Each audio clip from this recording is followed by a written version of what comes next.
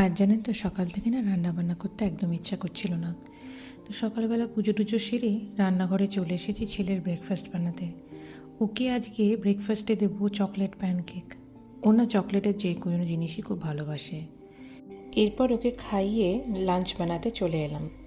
Lunch আজকে বানাবো chicken curry. প্রথমে তেলের মধ্যে আলুগুলো দিয়ে ভালো করে ভেজে নিয়েছি।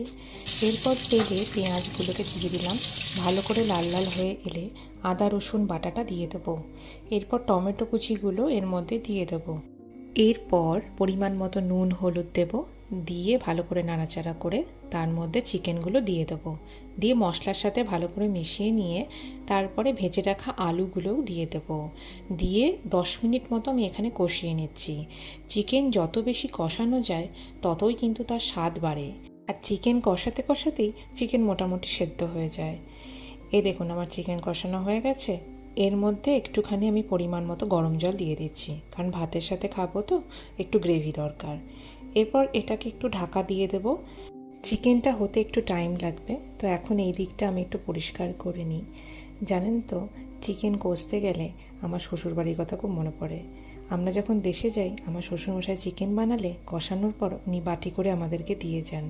তো এখন এই জিনিসগুলোকে খুব মিস করি। এই যে আমার এদিকে চিকেন হয়ে গেছে। এরপর আমি একটু গরম মশলা অ্যাড করব, ব্যাস তাহলেই আমার চিকেন রেডি। তো চলুন এবার ব্রেকফাস্টটা করে নিই, অনেকটাই বেলা হয়ে গেছে। আজ ব্রেকফাস্টে করব ব্রেড অ্যান্ড জ্যাম টোস্ট আর সাথে 1 কাপ ব্ল্যাক টি। আজ এই পর্যন্তই আমার ভিডিওটা রাখছি। দেখা হবে আর একটা নতুন ভিডিওতে। টাটা। আর জানেন তো সকাল থেকে না রান্নাবান্না করতে একদম ইচ্ছা করছিল না। তো সকালবেলা পুজো টুজো সেরে রান্নাঘরে চলে এসেছি ছেলের ব্রেকফাস্ট বানাতে। ওকে আজকে ব্রেকফাস্টে দেবো চকলেট প্যানকেক। ও না চকলেটের যে কোনো জিনিসই খুব ভালোবাসে। এরপর ওকে খাইয়ে লাঞ্চ বানাতে চলে এলাম। লাঞ্চ আজকে বানাবো চিকেন কারি। প্রথমে তেলের মধ্যে আলুগুলো দিয়ে ভালো করে ভেজে নিয়েছি। এরপর তেলে পেঁয়াজগুলোকে দিয়ে দিলাম। ভালো করে লাল লাল হয়ে এলে আদা রসুন বাটাটা দিয়ে দেবো। এরপর টমেটো কুচিগুলো এর মধ্যে দিয়ে দেবো। এরপর পরিমাণ মতো নুন হলুদ দেব, দিয়ে ভালো করে নাড়াচাড়া করে তার মধ্যে চিকেনগুলো দিয়ে দেবো।